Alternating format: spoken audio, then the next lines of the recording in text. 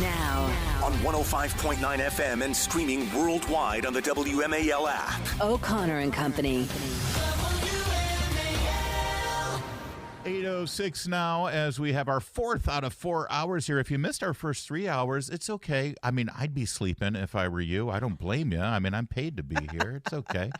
But the good news is we can't turn back time, but you can download the podcast. That's right. Just subscribe to the podcast, O'Connor and Company, wherever you like your podcast, and you'll get the downloads. Not only will you get the first 3 hours of our show, but you'll also get all of our great interviews broken out separately. Heather Hunter goes through a lot of work making sure that those are separate for you, because a lot of people just like the interviews and they don't like when you and I talk about our favorite recipes. So, shockingly. The best thing is when we have a guest where we can talk about recipes. Yes. I'm Larry O'Connor with Julie Gunlock, and Mark Paoletta, by the way, happens to have a great polenta recipe. He calls it polenta. And it goes back to the old school. I don't want to get you dragged into that, Mark, but I bet it's good. Yes, it is good. He's like, where do I go with this? Let's get to the matter at hand here. They now want Clarence Thomas to recuse himself regarding any case, really any case facing the Supreme Court. Yeah. But since there will be arguments made with regard to Donald Trump's potential immunity and at what level he does get presidential immunity with regard to the speech he gave on January 6th, they're saying that Clarence Thomas should recuse himself from that. What is the argument that they're making here, and does it have any merit at all?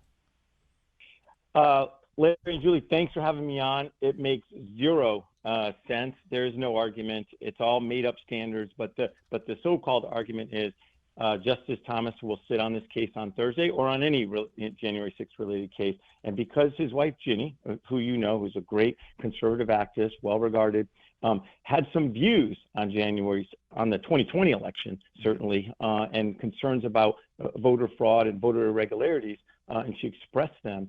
Therefore, he has to recuse. And there is no reason for him to do that. There are many judges and justices who have had spouses in the past who have their own lives, professional lives, and express views on topics, and they don't recuse. That's not required under the law. Yeah. And that's what's so infuriating here. All this is... Well, Mark, really fast. I mean, the absurdity of saying that because a justice's spouse had views about the 2020 election, it's like these jurors who were accepted onto the jury in Manhattan for Trump who said that they had no opinion about Donald Trump. They're lying. Yeah, right. Everyone has opinions about Donald Trump. Everyone had opinions about the 2020 election. It's an absurdity to suggest that anybody didn't have opinions about the 2020 election.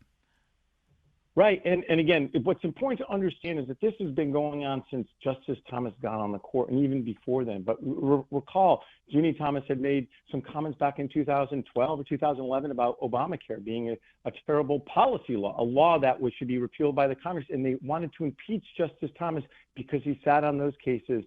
Legality to constitutionality. It's completely separate. But the left just wants up with new standards. Okay, these are not standards. These ethical recusal standards are not required of what they're trying to demand of Justice Thomas, and it's all to shrink the court right now, Larry and Julie. It's to get Justice Thomas off the court. Other justices like Justice, they've gone after Gorsuch, they've gone after Roberts, they've gone after Alito on so-called ethics claims to get them off the court so that the dwindling number of liberal justices get to decide the case. Yeah. That's what's going on here.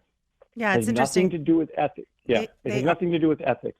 They are attacking Ginny Thomas to get to Supreme Court Justice Clarence Thomas. But in the reverse, I also see it that they're going after her. They're using him to go after her. Ginny Thomas has been a longtime political activist. She is very effective. She knows a lot of people in Washington. And don't you think in some ways this is a way of getting her to shut up by attacking her husband? It's sort of trying to intimidate her into being quiet in a way, saying, look, you're going to hurt your husband's career here if you don't shut up. Because she's effective. Yeah. Yes, I completely agree. And in fact, it's not just criticizing her. They went after her. I represented her in the January 6th investigation, which had no basis to look into her activities. And yet they dragged her in. Right? They sent a document request, threatened her with a subpoena. She went in, she cooperated, she met with them for 4 hours, answered all their questions, and guess what? It was so ridiculous, even the January 6th committee, led by Liz Cheney and Benny Thompson, a complete Democrat partisan appointed committee, didn't mention her once in their 845-page report. So, yes, they have tried to intimidate her and use thuggish tactics to go after her, Julie. You're exactly right. And it really shows what I call the sexism and racism. The Thomas has hit the kind of the double, on exposing the left's racism and sexism. Yeah. If someone is looking at this, Mark, that isn't as plugged in, who doesn't follow the news on a regular basis or know what basic protocols are for the Supreme Court, or for that matter the federal bench in general, they might look at this and they say, well, that does seem like a conflict of interest. Or his wife is an activist, obviously there's some vested interest here. What is the precedent? What are the guidelines here for Supreme Court justices, or for judges on the appellate bench or the federal bench in general, to have to recuse themselves if there is a conflict? Does it have to be financial? What has been set forth up until this point?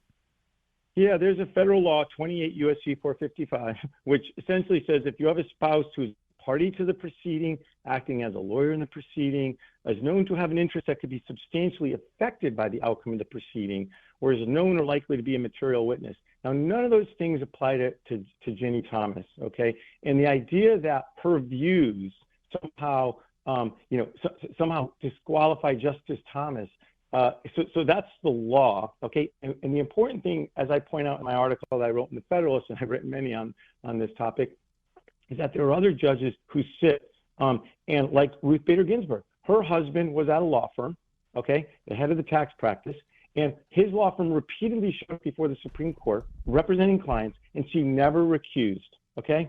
The most famous example I talk about is this guy named Judge Reinhardt, who's on the Ninth Circuit. He's passed away now. His wife was the head of the ACLU Southern California chapter. There was a case that came before him which was on banning same-sex marriages in California back in 2011, okay?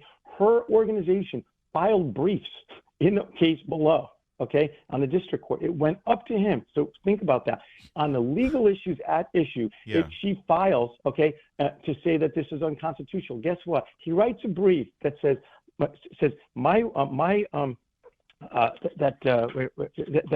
her views don't represent mine. They cannot be imputed to me. And the left comes in and says, Mrs. Ribson's opinions, views, and public pronouncements of support for the district court decision below do not trigger any reasonable basis to question Judge Reinhardt's ability to honor his oath of office. I mean, that is Stephen Gillers, the number one judicial ethics on the left, filing a brief in the Supreme Court defending Judge Reinhardt with that language. Well, that's the slam dunk right there. I mean, for God, if you don't see a conflict there are no spousal conflicts. That's ridiculous. And here's the best part. It says, no authority requires a judge to recuse based alone on the opinions of his or her spouse. Listen to this now. Only an outmoded conception of the relationship between spouses would hold otherwise, okay? I would say this, that same language shows the racism of it's outmoded perception. It should have never been a perception, but the racist old-time perceptions that somehow, I think what's going on here, because you see these memes on Twitter, right, just a mask of Justice Thomas being pulled away in robes, sitting, and it's Ginny Thomas behind him. It really is this racism that they think Ginny Thomas has an outside that he can't think for himself, or that she that's is exactly right. No, it also raises this specter of the maniacal, controlling white woman pulling the strings of the black puppet who can't really think for himself. It's disgusting. Can I, real fast, Mark, because I know you know them personally. Are they taking all of this in stride? I want to think that they sit back and you hear Clarence Thomas's infectious laugh, just sort of laughing it off, because I don't want the stress to get to him. I want him on the court for another 20 years just to drive them nuts. Yep. I'll tell you so it's never fun, right? It's never enjoyable to be attacked repeatedly. He will never bow, but I can tell you it's tough and it's never enjoyable to be smeared, right? But I want your listeners to know Justice Thomas is now the 10th longest serving justice in our history. Today at 32 years and 182 days, okay, with over 750 opinions. So he is undaunted and unbowed, okay, and he gets the longest record in about 4 years. But think about that. Since 1991, he's been on the court. it is the Thomas court. The court has come his way on so many opinions, but the left continues to attack him and his wife over made-up, vicious, double standards. I'm glad they're doing well. I'm sure it is tough, and we will keep them in our prayers always. Mark Paoletta, they're lucky to have you as a friend and advocate as well. Thanks for joining us. Thanks. WMAL, making sense of the economy because it's your money and your retirement. Download the WMAL app to stream us for free. All right, it's time. It's music review time. Taylor Swift's new album released, and it's very self-conscious. That's like your classic Taylor Swift kind of thing, right? Yeah. Or hold on, we got to coordinate this because the way we do music on this show now. Michael, start at cut 26. Just watch me. Let's take a listen to this. Cut 26 here. Right, this is one of her old songs. There's some fun to it. There's a little bit of what about cut 27? I mean, this has got a hook. This has got, it's impossible not to sing along when it's going, right? All right. So and then you got the trouble, right? They're and great. all these they're catchy. I shouldn't know a Taylor Swift song, okay? Right. I'm not the target audience, but I know Taylor Swift songs. Right. And they're good. All right. So now we've got this self-indulgent, brooding morass of music. And I swear, and again, this is not just my review. Heather Hunter, who is much more of an expert in the demo of the target audience for Taylor Swift. She's our great executive producer here. She has plowed through all, 33 songs? No. On the what are they calling it? Dead Poets Society or something? Or Tortured Poets. When you're calling yourself a tortured poet, you know your lyrics suck, okay? Yeah, exactly. Right away. A little too obvious. So self-conscious, so self-aware. Yes. Listen to these songs. We'll start with cut 21. They're indiscernible. Here's cut 21. It sounds like she's got a home studio and she's just sitting there in her bedroom singing into with her little Casio keyboard. Yes, and just sort of being sad and depressed. Yeah. All right, so that's cut 20. That's Fortnite. Here's cut 22, Tortured Poets Department. Indistinguishable. I think she's talented, by the way. I think she can write, but you look at this and even the titles. Cut 23. My boy only breaks his favorite toys. Yikes. Sounds the same. It's the same song. I swear these are different tracks. And then Down Bad, like Down another. Bad. Cut 24, Down Bad. Wow. All right, that's a little different in terms of just the tempo and. No, it kind of has that. But it's in the same key. Yes. It's sort of in the same sort of. And then brooding. So Long London, like all the titles are also kind of like. So Long London.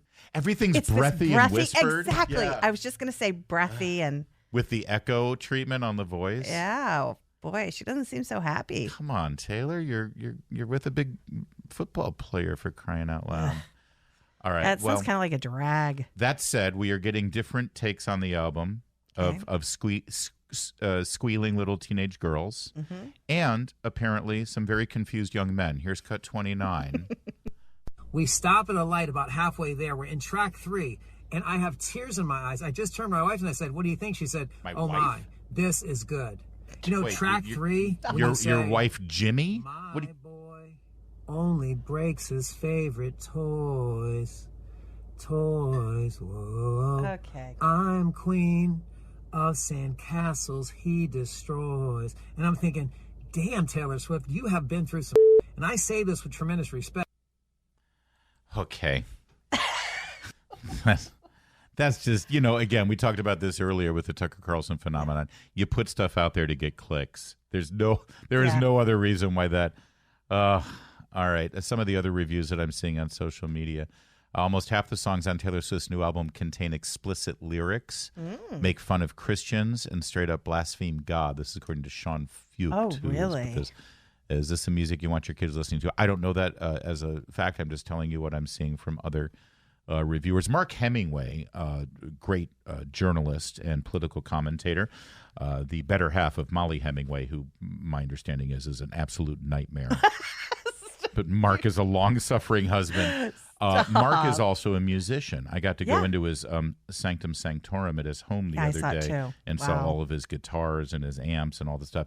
He went through these from a musical standpoint. Oh, interesting. And said it's just a disaster, this album. And again, these are all from people who actually had some level of respect. Here's the problem. She is the most successful, richest musical artist of our time, and she can put out a 32-track that she phoned album, in. And she will make a gajillion dollars. That's just the way it is. Yeah. But this ain't no White Album. Nope. Not in any way. And even the White Album wasn't really the White Album, let's face it.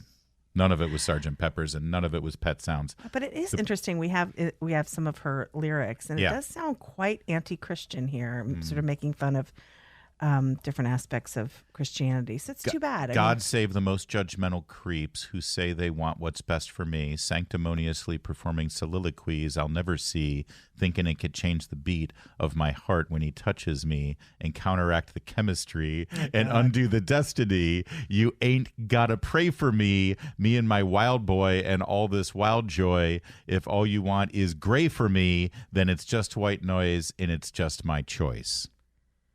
I'll pass. She's the most successful and most profound voice of a generation. Yes, well, we are getting dumber. We are so screwed. It's 8:24.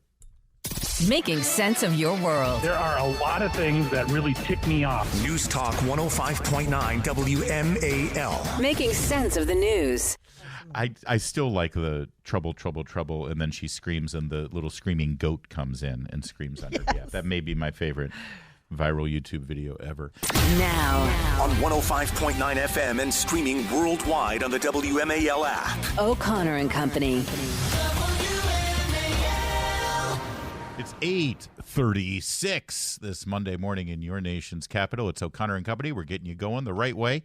If you missed any of our program up until this point, please download the podcast, subscribe to it, and enjoy every little minute.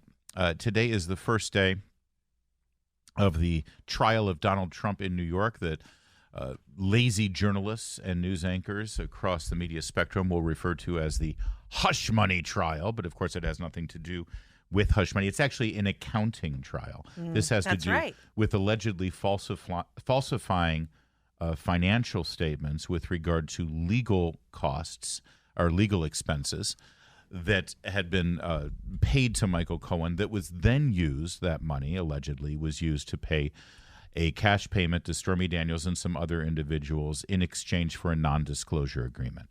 Now, that takes a long time to explain, but God forbid we, take our time to be factual and accurate. So instead you'll hear hush money. Hush money, hush money. Because money. Only criminals pay hush money and only mobsters pay hush money. Right, exactly. All of that stuff. So anyway, Donald Trump on Friday, as he was leaving the courtroom, was asked, Mr. Trump, are you going to listen to the new Taylor Swift album? If he was going to listen to the Taylor Swift album. So we've reached that point. Oh, boy. In the entire thing. I played for you earlier Congresswoman Jayapal, who acknowledges, well, if the Senate had convicted him on the impeachment, then we wouldn't be having these trials. Quiet part out loud. Which is such an admission. Yes. That this is, well, since we couldn't get him politically, we're going to get him this way because this is political too. But here's the bottom line that you need to know about all of this. None of it is working. No. Absolutely none of it is working.